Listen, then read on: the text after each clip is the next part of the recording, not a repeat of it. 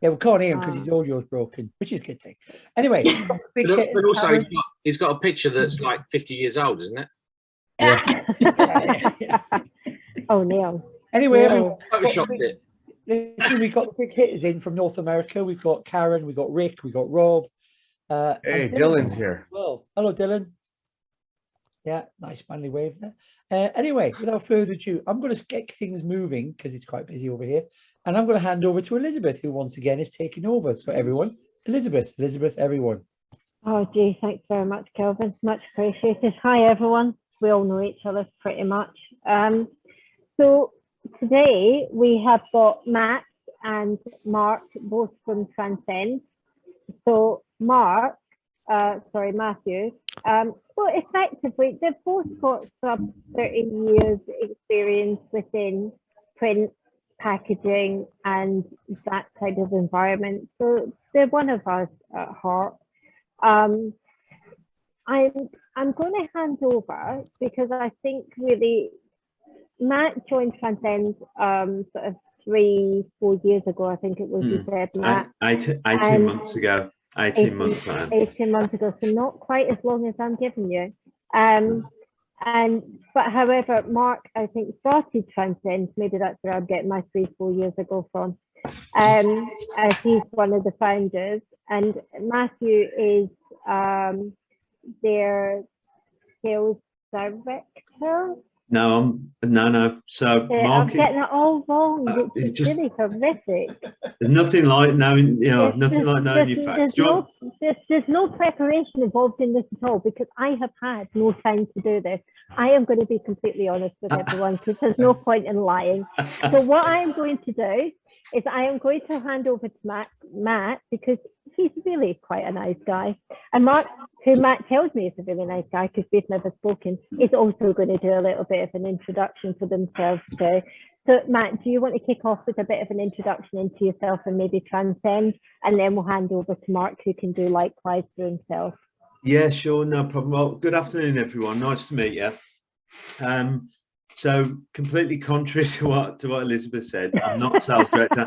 Mark is actually the sales and marketing director and a founder of Transcent Packaging, which Transcend is 3.5 to 4 years old. 4 years old. There you go. 4 years old now.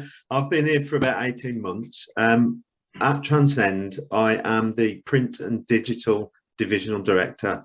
So if it gets printed, I kind of oversee it, look after all of that stuff.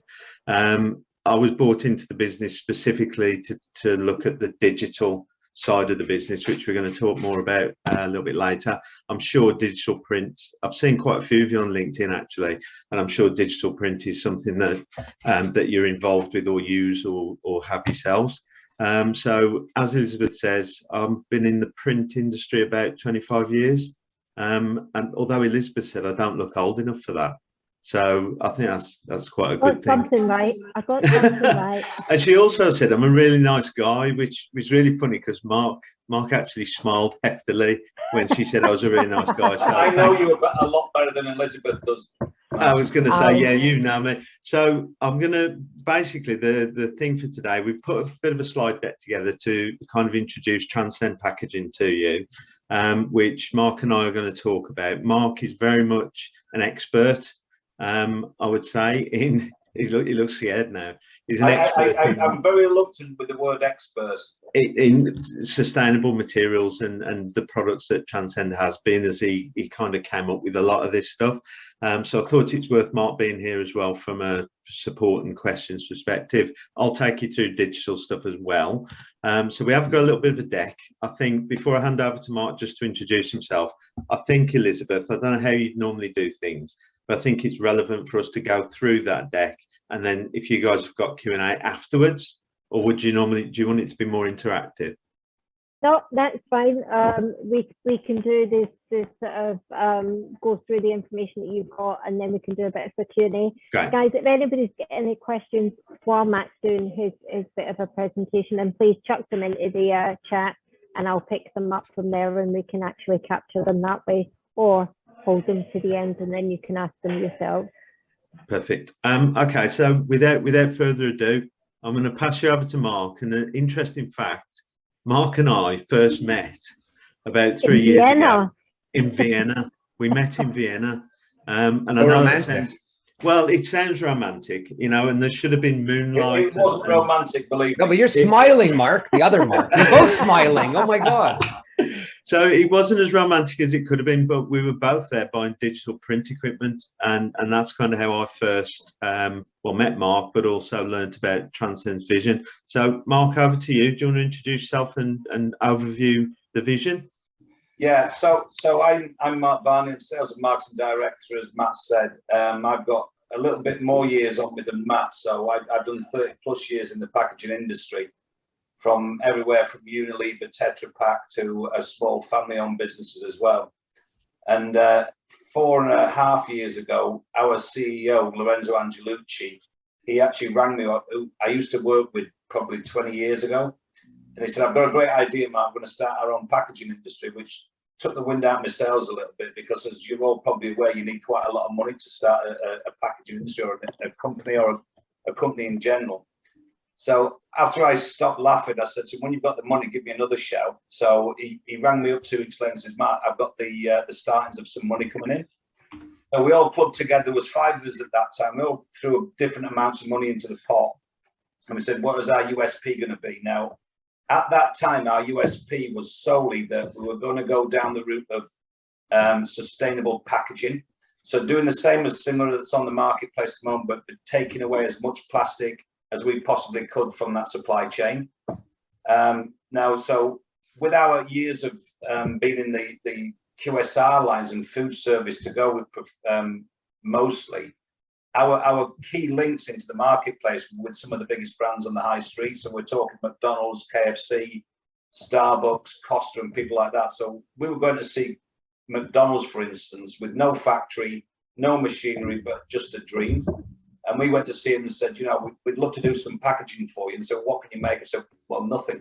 And it was getting a bit stale until our friend, Mr. Attenborough, came along with the Blue Planet and said, well, you know, plastic straws are a bad thing. So the very next day, we got another meeting with the MD of McDonald's and said, right, we're going to make your straws for you. And he physically laughed across the table.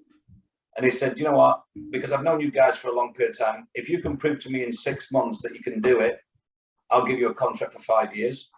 So we left that meeting and just suddenly realized that we didn't have a clue where to buy the machinery, where to put the machinery. So within 6 months, we went back with a factory, with a machine to actually produce 300 million straws just for KFC. Just for McDonald's. And we kind of rolled that out across the whole QSR outlets in UK and mainland Europe as well. On the back of that, we have folding cartons that we do with different eco-friendly boards. We've got 3 cup lines and a 4th cup line that we've bought in with a customer. And it's one of the biggest brands in co-packing as well. And then, like Matt says, which we'll talk about in more detail, is the digital print. But our whole ethos is around sustainability and helping our customers get to their sustainability goals. Okay, that's great. So Mark, thanks for that. So I'm going to run through this presentation briefly. That really backs up what Mark's just saying, gives you more of a view of what Transcent Packaging is all about. So if you bear with me just a second, I can see loads of questions coming into the chat already, which is really good. So let me just share this with you. Okay, right, can everybody see that? Somebody just give me a thumbs up. Yes, we can. Yeah, great stuff. Okay, so Transcend Packaging. So what we pitch ourselves as is sustainable packaging solutions, as Mark just says. So to give you an indication of, actually, it'd be good if I could actually move the presentation. Just bear with me a sec. Sorry, it's not moving. Oh, there we go. So one of our key underpinnings is no time to waste. So actually there is a sense of urgency to what we're doing in lots of ways, and that's well publicised. I think everyone can agree on that. But waste is a massive part of what we do, in terms of not wasting materials and things like that, but also building a circular economy. So building that end of life, that means you can reuse things. and removing single-use plastics. So I just want to show you quickly our business credentials, because as Mark says, we started off with a dream, and actually we've had to get really serious about this business in order to be able to seriously talk to some of these big brands. So here's some of our accreditations. So you can see FSC accreditations, things that you'll be aware of. From a food packaging perspective, which is very much our specialism, you know, we're British Retail Consortium certified. And Mark, I'm right in saying we A++ now? No, we're actually BRC AA+. AA+, there we go. For people who don't know that, it's an auditing term that to deal with people like McDonald's and the big brands, Nestle, you have to have it as a starting point. Yeah. And the AA+ actually means that no longer do they tell us that they're going to come into audit us, they actually just drop in and audit us at any time. Yeah. Yeah, so, you know, we've got some, from a food hygiene perspective, from a general kind of operational perspective, we've got a lot of accreditations that are needed for the clients that we're working with. As Mark mentioned, some of the brand customers we're working with here, you know, McDonald's, Costa, so we probably had something to do with possibly that cup actually that you've got, Elizabeth, with your hot chocolate. That's what I was just thinking. Yeah, possibly that. The, you know, Starbucks, Pret, Five Guys, all of these big brands that we're working with. So to work with these guys, you got to have some serious accreditations and also some standards, you know. So we're also an award-winning business. So over the last 2 to 3 years, we're based in South Wales, and we've become very close with the Welsh government. You know, we're a big employer in the area, but we also get very much involved with them. So actually we've won various Welsh Business Awards, but we've also won, as you can see there, Economic Disruptor of the Year. We're in 2019. We are very, very much a disruptive business aiming to disrupt the market. From a digital perspective, we've won the HP Inspiration Awards for our work in folding carton digital. So we're always pushing forward, and we're always trying to disrupt and be the best that we can be. So what kind of things do we produce? So just to give you a flavour overall of the type of products, we are Europe's largest paper straw manufacturer. So for quick service restaurants, you know, if you have a McDonald's straw, a paper straw, chances are that's come out of our Welsh factory. We do actually have factories now in Italy and in Serbia. So actually there's, you know, it will have come from one of our factories. We produce folding cartons. So that could be anything from when you go to the cinema and you get a popcorn bucket. That's the sort of thing we do. And we do that for some of the biggest cinema chains. When you buy coffee that you might make at home in a carton, that chances are that's come from our factory. So we have litho and digital print in house, so we can use that for a number of different applications for cartons and folding box board applications. As Mark mentioned, we've got cup lines which cover 4 ounce, 7 ounce and 12 ounce cups right now, as well as a very innovative food cup, which I'm sure we'll come on to talk about. And they're compostable and recyclable at home. So that's quite an important thing, which again, I'm sure we're going to talk about the different nature of compostability and recyclability. So we do try to remove single-use plastic, and our paper-based packaging is compostable. So that's an absolute key thing for us. But how do we do that? Because you can't just make everything out of paper. We've developed special coatings that will take paper to another level, whether it be straws, whether it be cartons, whether it be food trays. So we've developed a lot of these innovative coatings.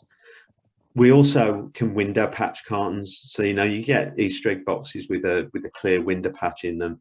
We've developed and identified sustainable alternatives to the usual plastics using very, very eco-friendly materials. And we've got paper cutlery. You know, it's not just about cartons, straws, cups. Actually, cutlery is a thing for us as well now, which we'll look at in a sec.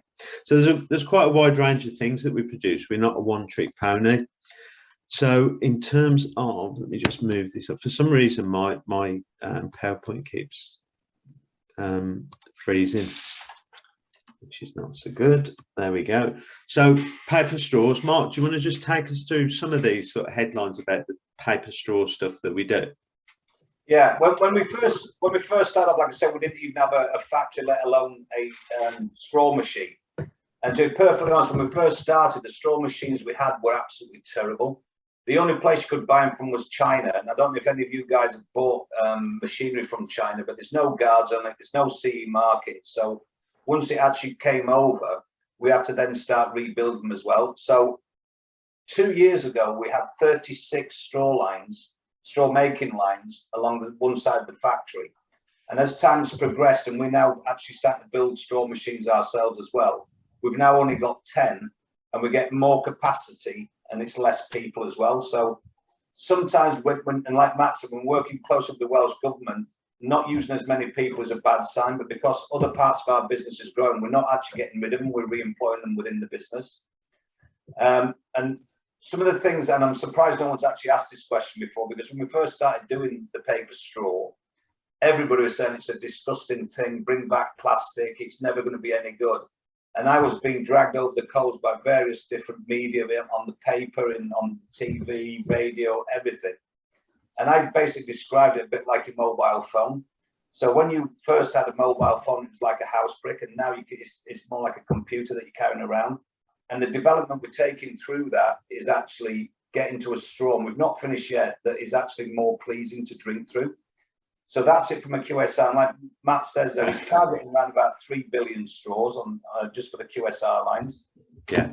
So then we were approached by Tetra Pak. Actually approached us to have a look at doing a bendy straw for the side of their Tetra Pak. Because everybody said that was actually impossible to do in paper. Now, we actually got in touch with an Italian cigarette machine manufacturer who, as you can imagine, the cigarette sales were going like this. So us going to talk to them was like a breath of fresh air. So they're converting their machines to actually doing this for us.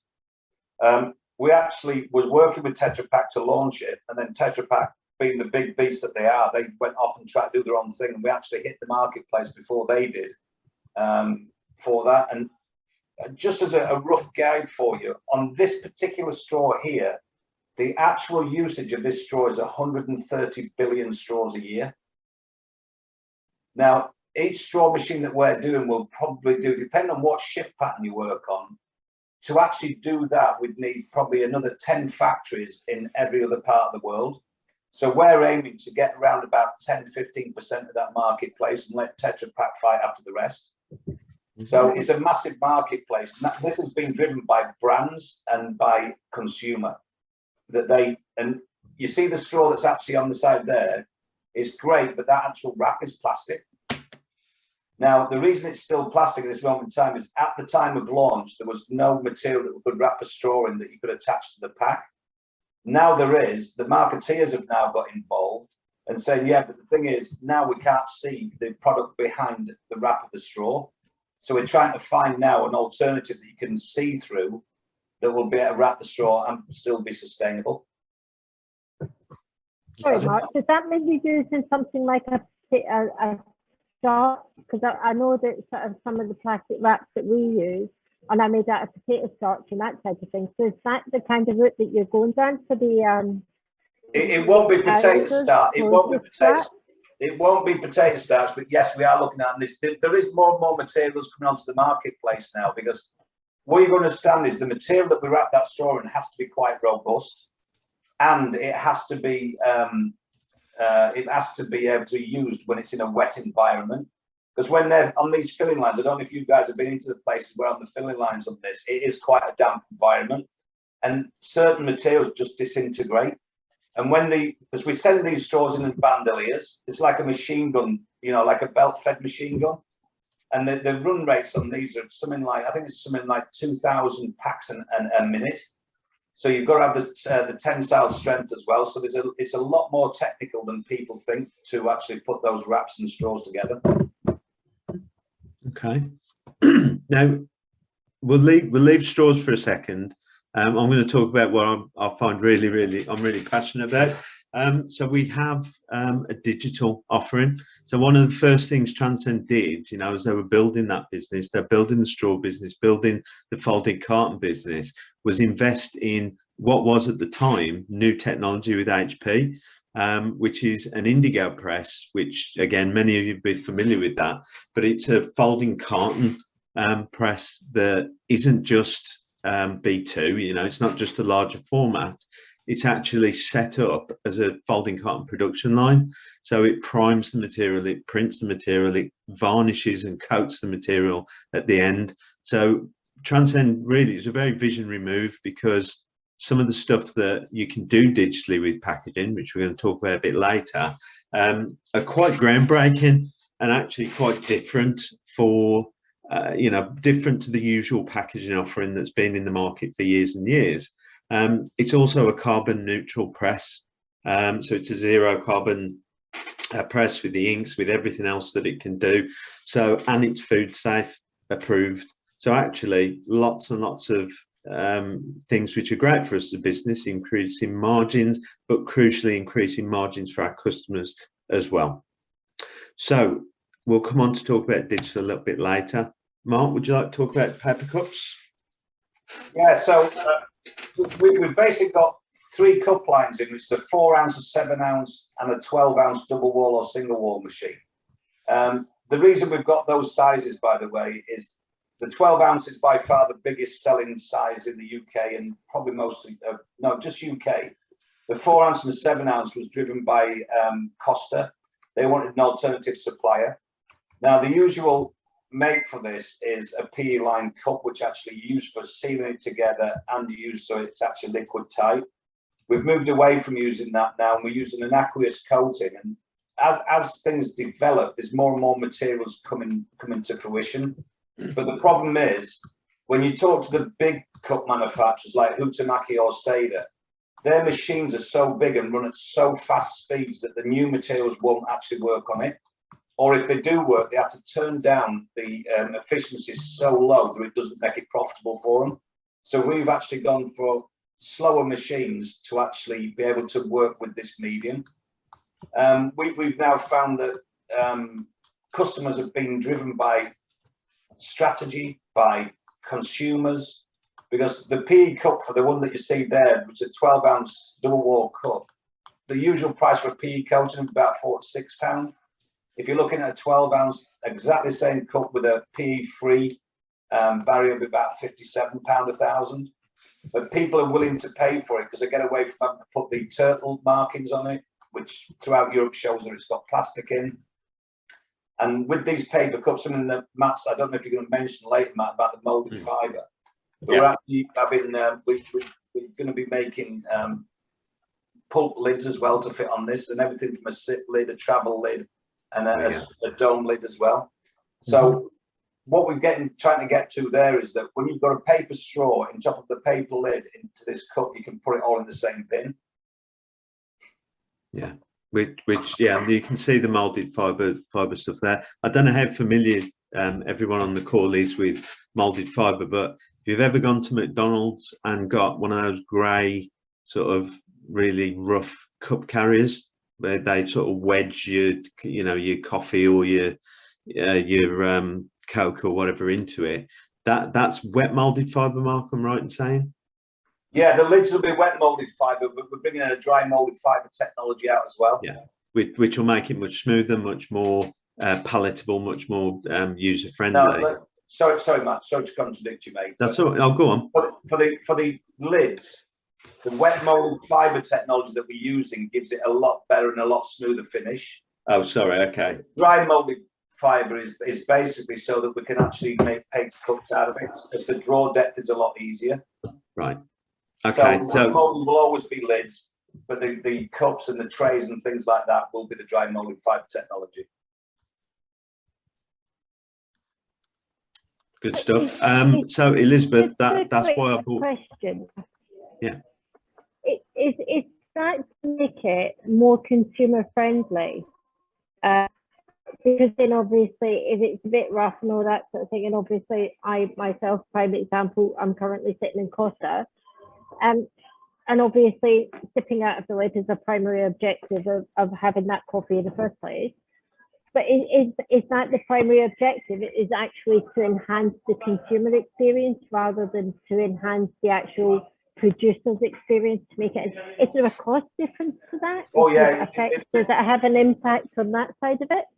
Elizabeth, there's a massive cost implication, and you're right. We are trying to get as close to replicating the mouthfeel and the experience of drinking through a paper lid that you would through it. Because what people don't probably know is that most plastic, as you call it, lids are actually polystyrene. Yeah, well, it's PPE, isn't it? Yeah. The polypropylene, yeah. Now we're talking to one of the biggest coffee brands in the world we're in very final negotiations about changing some of their cups for the French market and the Hungarian market initially, changing from polystyrene to paper. Now, if you imagine a polystyrene 12-ounce cup lid, for instance, would cost you in the region of £12 a thousand. They're actually paying £42 a thousand for the lids. Ouch. That's now, an ouch moment right there. When you look at that increase per thousand, yes, it's a lot.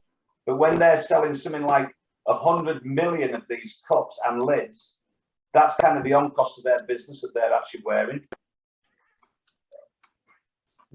Yeah, Okay. yeah. So let's move on to some of the products. So Mark, cutlery. I think Elizabeth the other day we spoke about. Yeah, this is something that always intrigues me because it's not something you associate with being a print product, is it? Really? Well, it's not. But what it is at the moment is there is a lid, Elizabeth.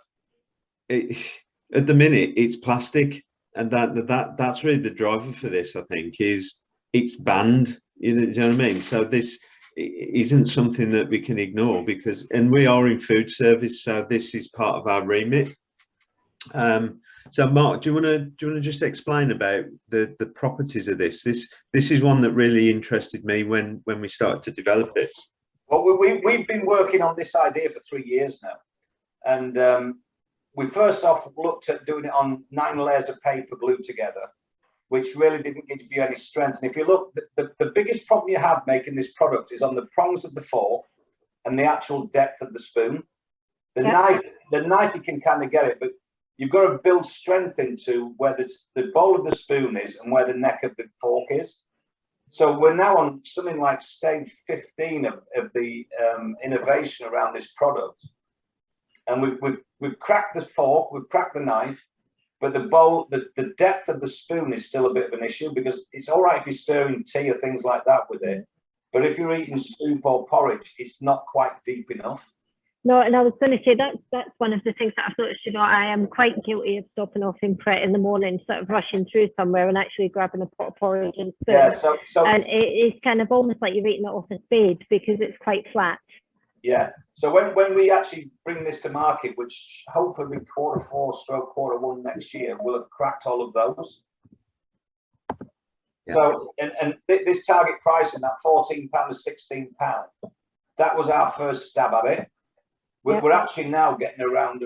We're getting to a stage where it's going to be £26, £27 a thousand.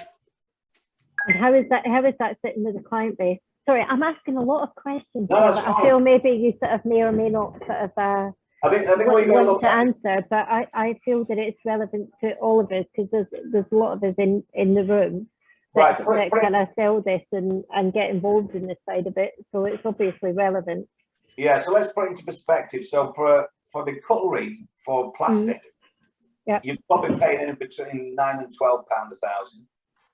You can start moving into PLAs, reusables, and all this kind of thing. And the PLAs would be around about 18.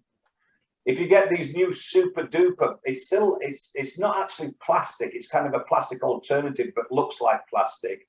You start getting up to about £22 a thousand. And then you've got a paper one that is around about £27, £28 a thousand.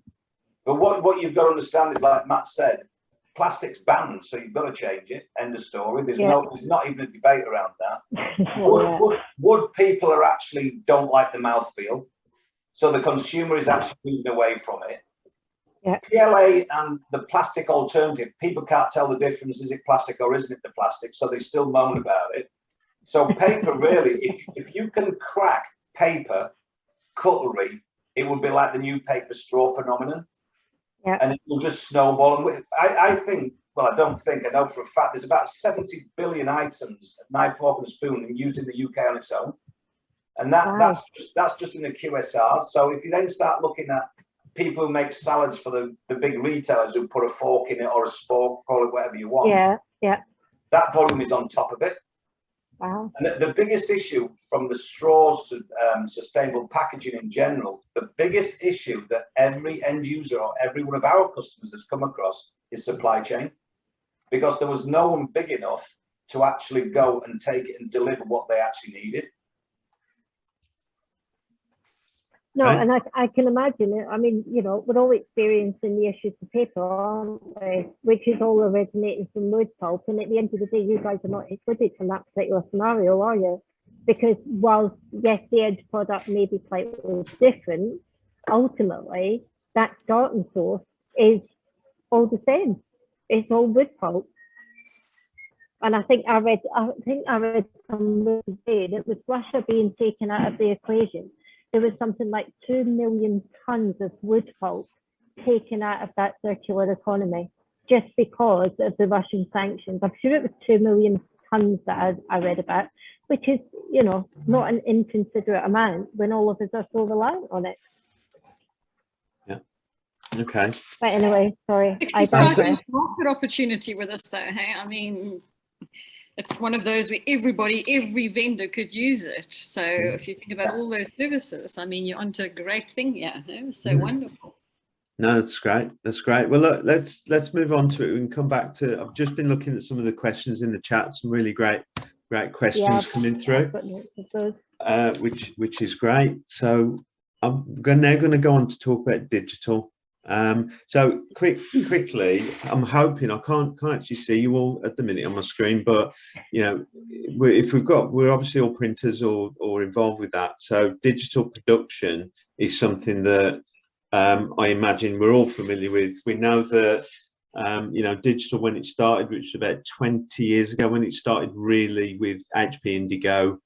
Which I was involved in some of the first Indigo presses that landed in market, and it was great because, you know, it was quick, it was variable data. There's all these sexy things you can do with digital, lots and lots of kind of online tools and various other algorithms you can use. But it was low run, you know, it was unheard of, and it was litho quality. You know, it wasn't like a photocopier. It was real good quality stuff. So fast forwarding, you know, HP particularly and other vendors have done a lot of work with quality, with speed, with sheet size, all that sort of stuff. And so when I started at Transcent, the fact that we got a packaging press that could do this, that had got all of those great benefits, whether it be low run, whether it be changing your artwork on every single impression on the sheet. You know, there was so much exciting stuff, and a big part of my job over the last 12 months has been honing that down to a proposition that you can take to market. So I want to just explain to you a little bit about that kind of thought process and how we can use digital.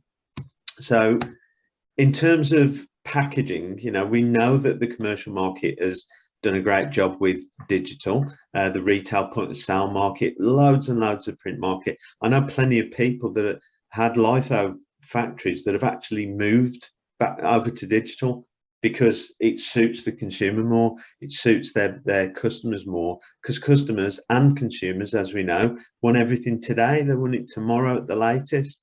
If they don't get it tomorrow, well, why is it taking so long? And digital really supports that. So we provide a lot, we produce a heck of a amount of different kind of packaging on our digital press. So you can see there we've got some soap cartons that we produce. We've got, you know, supplements, tablets, pharmaceutical boxes. We've got burger clamshells. We've got food service items. And I'm very pleased to say even hot coffee cups. So there's some real flexibility to what we can produce digitally to support everything that Transcend does, but crucially to support what our clients want and what the market is telling us they want. So quick run over the features and benefits, which are similar to, you know, normal kind of commercial digital work, but I want to just run through what they might be from a packaging perspective. And these are all conversations that we have very successfully with customers. So you've got the opportunity to print only what you need and make it relevant and personal to the consumer. So the brands that we talk to, they want to be closer to their consumers. And actually, rather than just running 100,000, 1 million or whatever folding cartons, they want to be able to personalize it somehow. But personalization is so much more than just the name on the pack. It's not about having a chocolate box that says John or a Coke can that says, you know, whatever, Elizabeth or whatever it might be. It's more than that. You can personalize things in perceived personalization. So we call this co-creating content.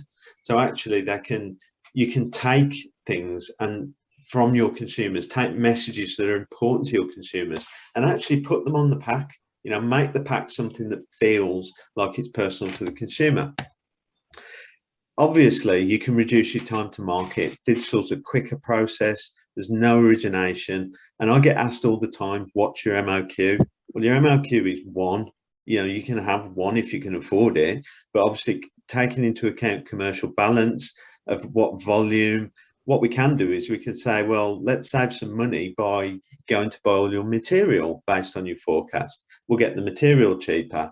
You know, digital production is always going to give you a higher cost per pack, but the key really is seeing, okay, what benefit does that give you? Does it mean you can charge more? Does that perceived personalization mean you can charge more for it? You know, there's plenty of data that supports that and ways you can do it. This was something that shorter, more frequent production is something that really came to bear through COVID pandemic. People didn't have cash, you know, and even now, lots of businesses suffering from cash flow pressure. They don't want to hold, you know, loads and loads of stock because that's bad news from a business perspective. Gone are the days where, you know, companies that we've dealt with would have warehouses full of stock, and then once a year they'd just put a loads of it in the bin because they're changing a logo or they're changing ingredients or they're changing something. Actually, we're saying to them, don't put loads in the warehouse. Why don't you produce what you need? So you're saving waste, you're not wasting cash, you're freeing up your cash flow, you don't have to warehouse stuff. And actually, if you want to change the design every month, every day, every 2 weeks, every 3 months, you can. If you've got an ingredients change, yeah, there you go, you can change that on the fly. So digital really, really speaks to the packaging market. And lastly, and this is a little bit more kind of ethereal, but this is something that's very important to lots of big brand customers, is innovating that value chain. It's using your online and offline information to co-create content. So you use your online capability to get that data, get that content, and then make that part of your offline packaging production. So what we've had to do to really help with that is we had to collaborate a lot more with design agencies, with marketing teams. You know, packaging conversations typically would be directly with a procurement person that wants to buy it as cheap as they can. Actually, now what we're finding is that we talk to agencies, we talk to marketing teams, we talk to brand owners. That's much more where we're going with this. And, you know, in reaction to that, we've had to provide digital systems to get more web to print focus, more lights out focus, so that we can speed things up, make them more cost efficient, to try and drive cost out and value into our products. So there's lots and lots of things that digital packaging can bring to the market. So I've got a quick case study for you, which is an HP case study, but it's one that I think sort of demonstrates the potential power of digital. So Kleenex, the famous tissue manufacturer, they ran this Grandma Poets campaign. So what happened was there was a particular generation of Korean women many moons ago that were never taught to read or write, and their job was to stay in the house, look after the family. They never went out of the house. That was just what they did.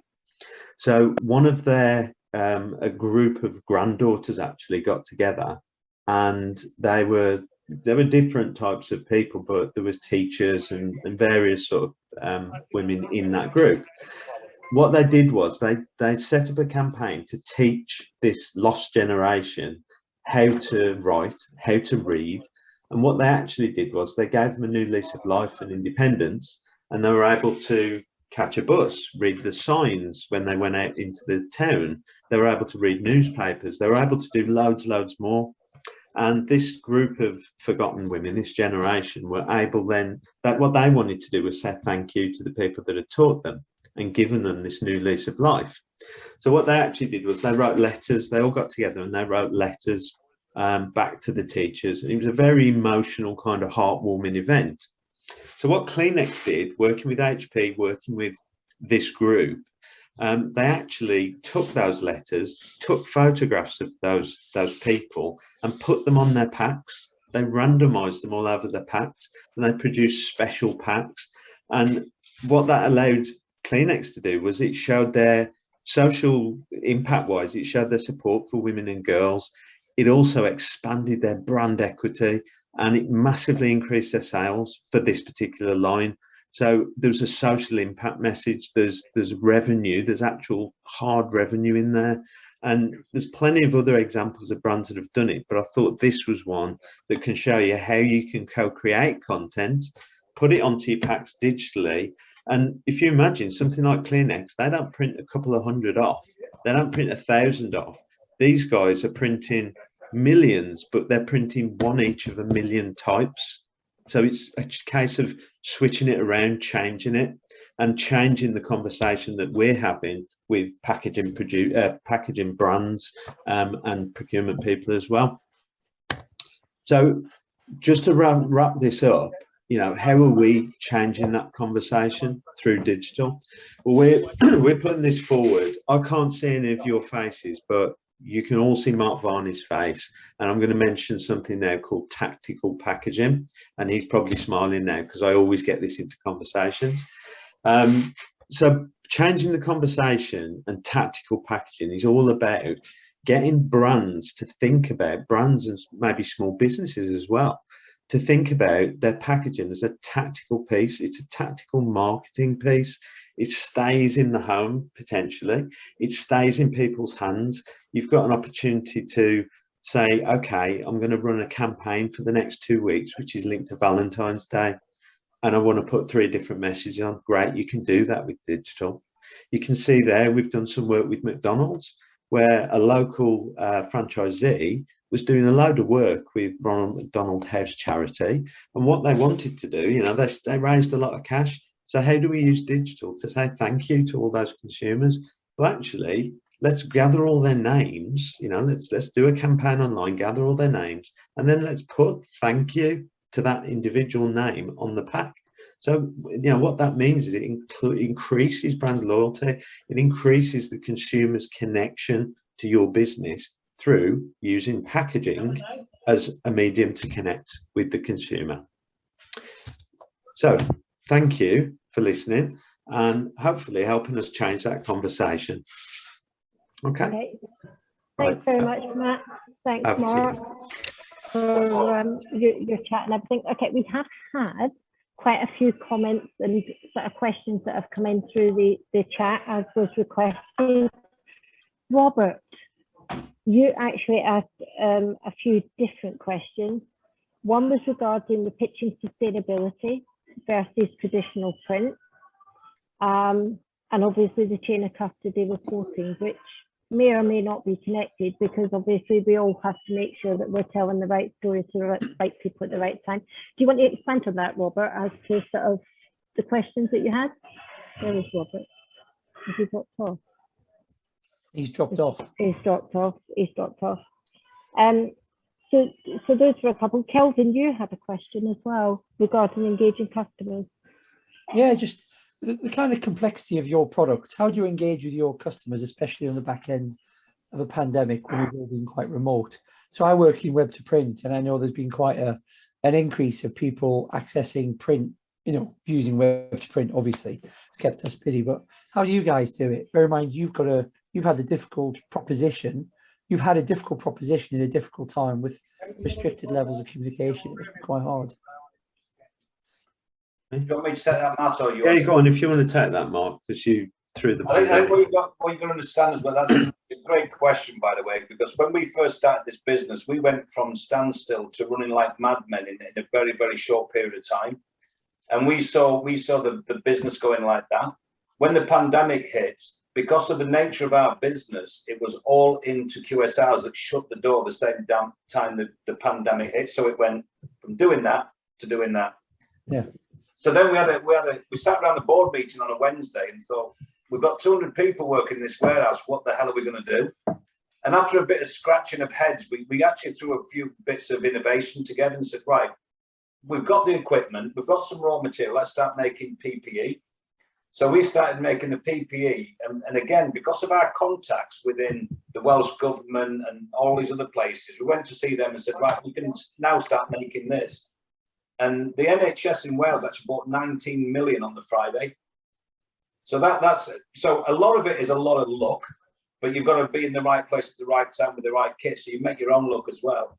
So that was the first bit. But when we start saying how are we connecting with people now with the pandemic, everybody's kind of in the same boat. So it's easier for us now to get hold of people, to talk to them. And what I've really noticed as well is now you're not talking to them in their office. You're now probably talking to them in their bedroom, in their front room, wherever it may be, and you get more personality come through. Every now and again, a dog will walk in or one will walk in. So I think it's the connection-wise, all remotely. I mean, Matt goes into the office probably twice a month. I go down there once or twice a week. So it's actually getting easier for us to connect with the people that we need to connect to. The only downside to that, of course, is that people forget you have a life as well. So you have people saying, oh, can you make a meeting at 6 o'clock at night? Can you make a meeting at 6 o'clock in the morning? And then because of the different places in the world that we actually deal with, you've got the time differences as well. So if you're not careful, you can make yourself too accessible. And 9 times out of 10, they will be asking for information on products that you may not really be in a position to supply. Yeah. I think, Kelvin? Yeah, I mean, it's been very similar to us. You know, we sat around the board table probably the Wednesday after it all started and thought, shit, what are we going to do?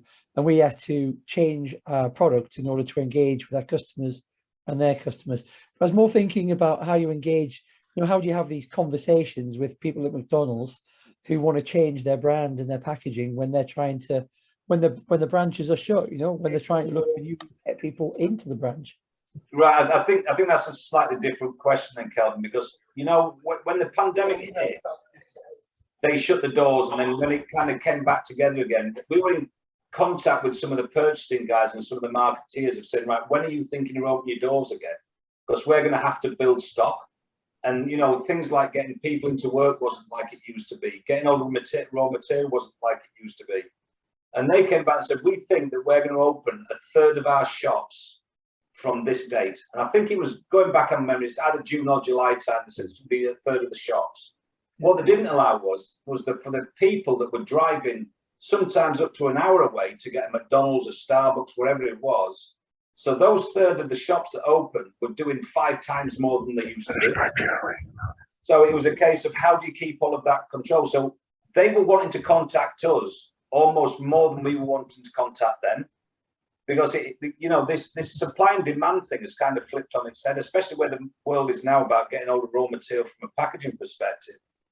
Is that their need to buy from me, and this sounds very arrogant and I don't need to, their need to buy from me is bigger than my ability or need to sell to them. And we're getting people that we probably try to deal with for years, ever since we started the business, and they've always said, no, we're good with our suppliers, we're good with our suppliers. They ring us up on a regular basis saying, can you produce this for us? And it is very rare as a business you can actually turn around, and it's some big players, and I'll name and shame them, M&S, Waitrose, and people like that then come on and say, and when you actually say no to them, they are so disgusted with you, it is unbelievable. And these are people I've known for years, and they actually said to me, well, just drop somebody else off and put us in. And it's like, sorry, we have a thing called loyalty in this business, and we're not going to do that. So I think to answer it in a nutshell, Kevin, your question is, there is more pressure of the consumer or the customer contacting us now than us trying to chase them. Which is quite a nice position to be in, I would expect. It is, as long as you explain to them that you do have a life outside work and you would like to finish around about 6 o'clock, or in Matt's case, about 3 in the afternoon. Yeah, whatever. I think as well, the point is, it's a lovely position to be in, but we have to produce it. So that's when it falls on my lap to say, actually, we've got to do, you got to pull something out of the hat here. We've got to do it. But I think, can I just pick up on your question, Kelvin, very briefly? It's sort of linked to one of the others that was in the chat, because, what's the value sell when you're trying to sell packaging to people, which, as Mark said, we're not in a position where we're having to go out and pound the doors down. Quite the amount of times that Mark and he'll contact me and say, oh, can you do this meeting? And it's someone absolutely unbelievable that you think, Christ, I never thought I'd talk to that person, from some of the biggest brands in the world. But I think the question was asked about how do you sell sustainable packaging or eco-friendly packaging over and above traditional, because as we all know, it's more expensive potentially, and what's the value add? Well, actually, linked to what Mark's just said, customers now that we're finding, it's not an option. They can't say, oh, we're going to go with the cheapest option. Very, very much what they're having to say is, we need a green option. We've got social responsibility. We've got eco policies. We've got pressure from consumers. So actually, the value add is almost baked in lots of ways, because they haven't got a choice. They've got to do these things, or it's going to cost them consumers and money. So I think, Kelvin, that from a client contact perspective, it's a very different conversation that we're having now versus 5 years ago. That's because, as you say, I mean, wherever you look on social media, it's all about sustainability, and it's fine.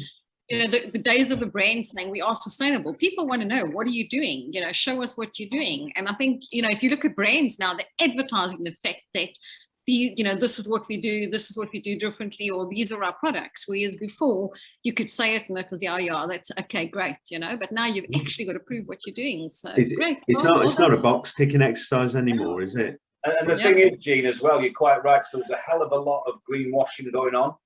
Yep. And people were saying they're doing this and they're doing that, and they really weren't at all.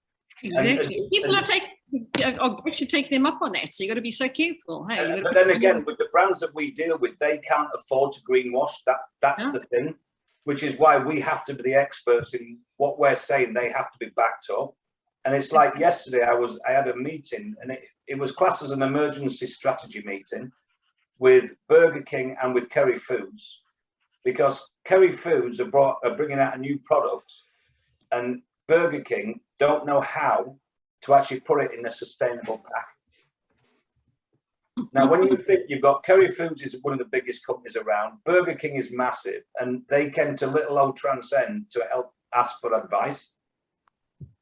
Fantastic. Well done, guys. And that is driven by consumer and the strategy marketeers now, because don't forget, there's a new job role that's been invented now, which is sustainability manager or sustainability director, wherever it is.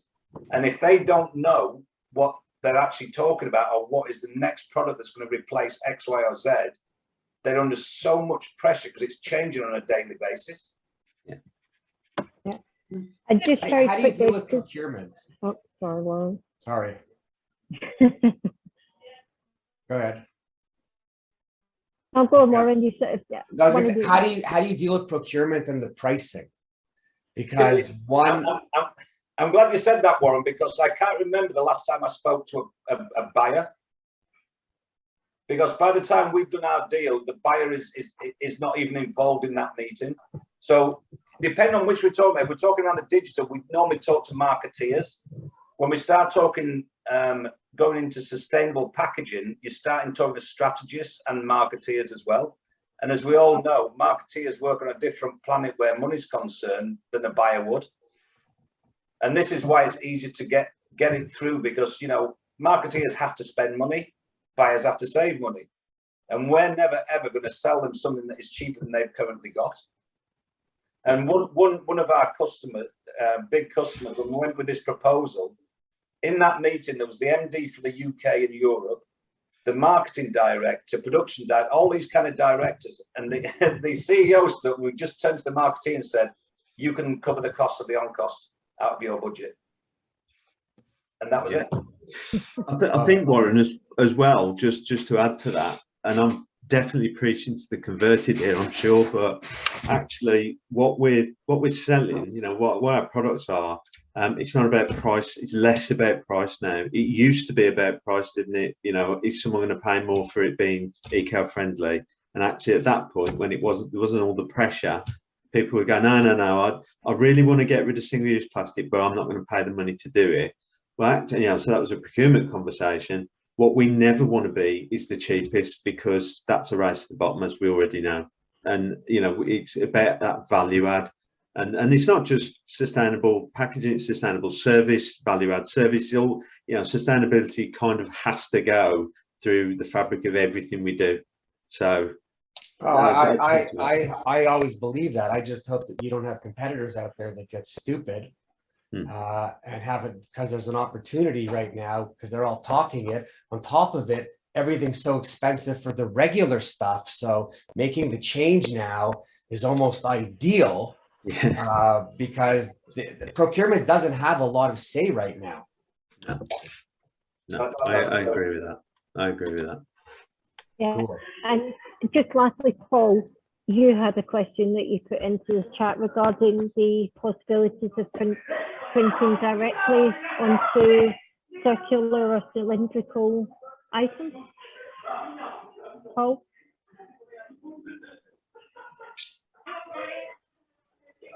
Sorry, I'm going to mute because there's a lot of noise here. I was just looking at the fact that there were cups in there, but I'm guessing there, if you're using an HP, the printed flat sheet and then cut out and turned later, yes. So Yeah. you don't get requests for printing directly onto a prepaid. No. And what about RFIDs and FCs, QRs, and electronic printing in packaging? Any of that going on with you guys?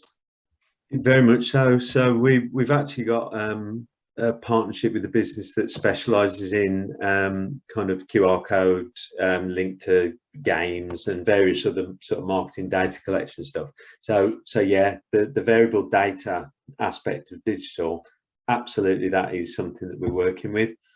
Also, you know, it can be security print, it can be you know, invisible security print, ink technologies, things like that we work with.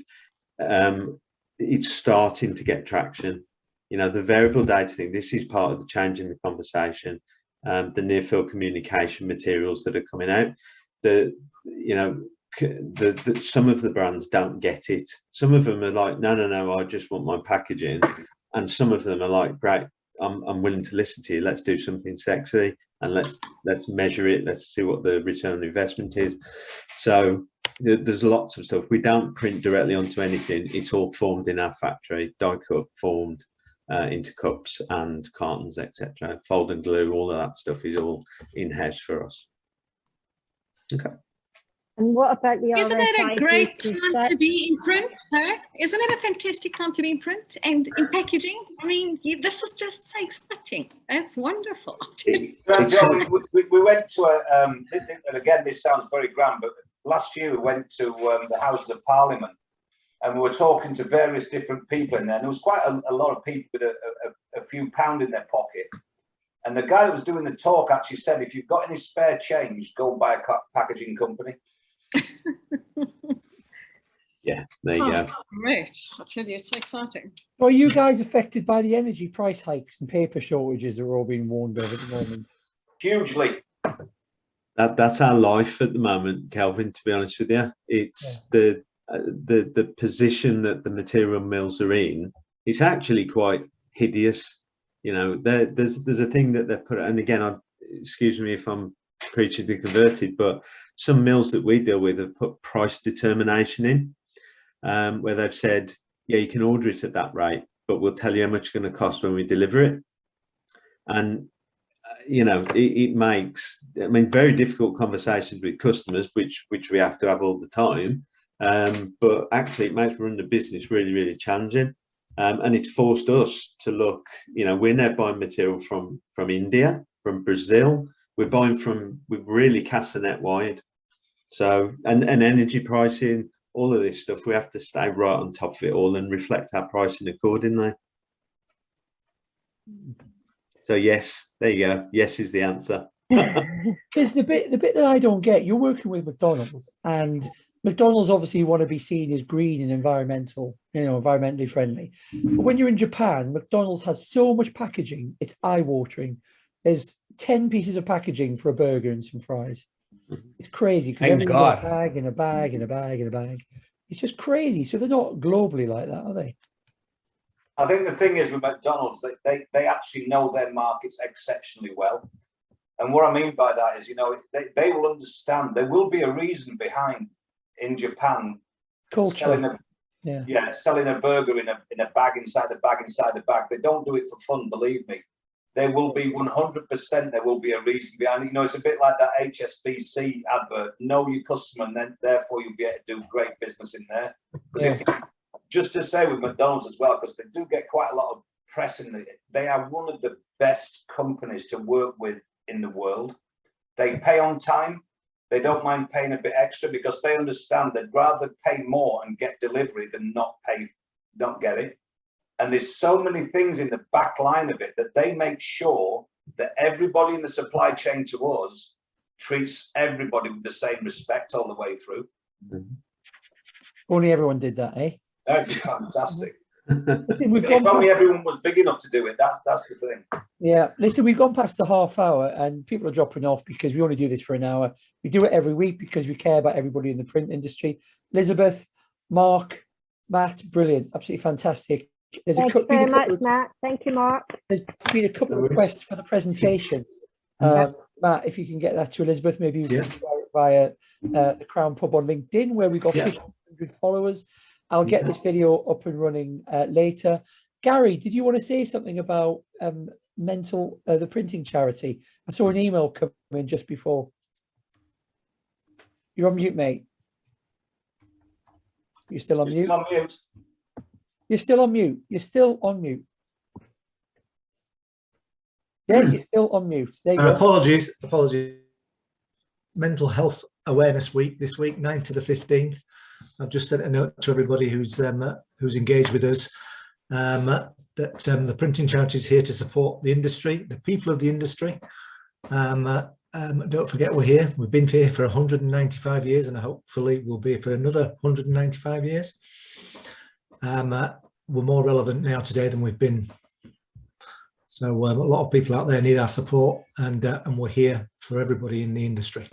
Gary, that's brilliant. I really need a new Ferrari to go to McDonald's and get some fast food. Yeah, I wondered how the Tesla fund was going. Yeah, Tesla Ferrari, I don't care. Listen, everybody, we're going to dive off. Thank you so much for joining us. Once again, thanks, Mark, Matt, and hosted by Elizabeth. Everyone take care, be safe. Follow us on LinkedIn and come and see us again next week when we're going to have someone else to talk to. Take care, everyone. You all. Cheers. Bye, everyone. Thank you.